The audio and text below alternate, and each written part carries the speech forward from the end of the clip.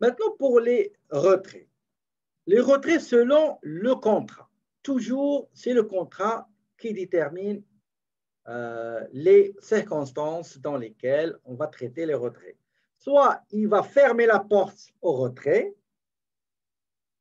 soit il va ouvrir un petit peu légèrement la porte au retrait. On va dire par exemple, les retraits autorisés, c'est correct. Les retraits non autorisés, ben, ils seront considérés comme prêts. D'autres, ils vont dire non.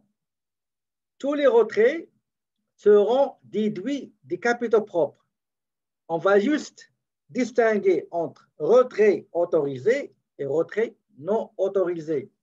Si dans l'examen, vous avez une information qui indique que dans le contrat, les retraits autorisés et les retraits non autorisés seront déduits des capitaux propres, là, ils seront déduits des capitaux propres. Si vous aurez dans l'examen retrait autorisé, les retraits non autorisés seront considérés comme des prêts, ben vous allez les considérer comme des prêts. D'accord? On voit un exemple. Voici les transactions relatives au capital effectuées par Jessica et Philippe au cours de l'exercice. Le 15 août, cette partie-là, dans le journal. Le 15 août, Jessica investit une somme supplémentaire de 12 000 dans l'entreprise. C'est-à-dire qu'il y a un apport. D'accord? Il y a un apport de 12 000 $. Donc, l'écriture, elle est simple. Encaisse 12 000 et l'associé qui est Jessica, 12 000. Jessica apporte 12 000.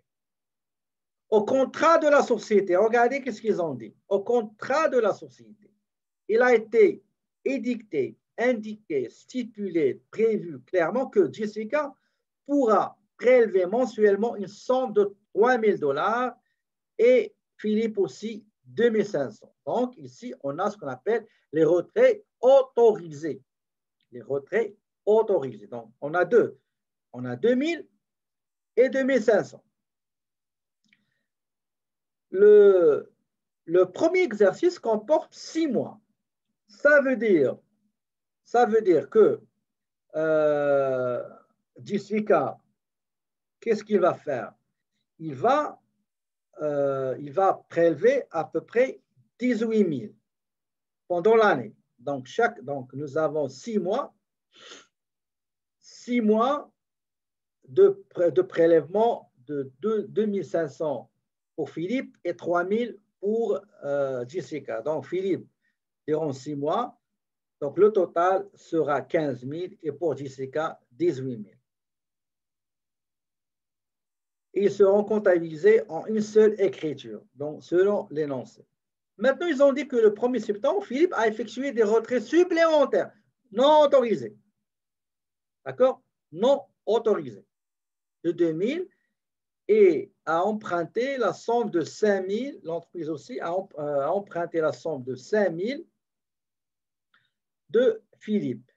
D'accord? Comme c'est Philippe, il a prêté l'argent à l'entreprise. Donc, l'emprunt accordé, ou bien le prêt accordé par Philippe n'est pas considéré comme apport. D'accord? Il est considéré comme un prêt. C'est comme si l'entreprise a fait une demande d'emprunt ou de prêt auprès d'une institution financière. Donc, l'écriture qu'il faut faire pour le 15 août, Jessica investit à ramener un apport de 12 000 en débit, en caisse, en crédit apport. Le 1er septembre, il y a un retrait non autorisé de 2 000 $. Sur le contrat, on va les comptabiliser comme retrait non autorisé, dont Philippe Laroche, retrait non autorisé. Le 1er novembre, la société a bénéficié d'un prêt octroyé par l'associé Philippe pour une période de 3 mois. C'est 5 000. Donc, le 1er novembre, encaisse, emprunt, 5 000. À la fin de l'année, on va totaliser tous les retraits autorisés effectués par les deux associés à savoir Jessica et Philippe. Jessica, c'est 3 000 fois 6 mois, c'est 18 000. Philippe, 2500 fois 6 mois, c'est 15 000. Le total, c'est 33 000. D'accord?